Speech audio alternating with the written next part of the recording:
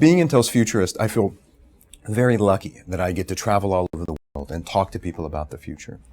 And when I talk to a lot of them, they're worried, quite honestly. They've got fears when you talk about things like big data, or you talk about things like all these different devices around them. People get worried.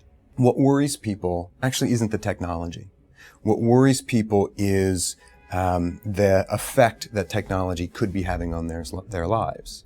And what I mean by that is people get worried about their children texting too much, and that possibly they're losing the ability to communicate with each other face to face.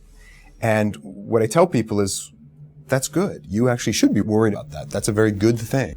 The reason why you're worried about it is because you care about your children. That's a good thing. We need more of that. The technology doesn't really care if it's being used or not. And so what we're trying to do is have a much broader cultural conversation about what's acceptable and what's not acceptable. It took us decades to figure out what was acceptable when it came to broadcast television, when it should be on, when it shouldn't be on. And I think we're entering into an era now where with all of these different screens, we have to figure out what's acceptable in what country, with what family, with what business, with what community, what's acceptable. And I think we're kind of figuring that one out. So I think a lot of the concerns that people have, and a lot of things people have told me, are more cultural concerns. They're actually not technology concerns at all. And I do think it's important that we have a broader conversation about that. We also should focus on, when it comes to, what will it actually mean to have a lot of our data out in the cloud?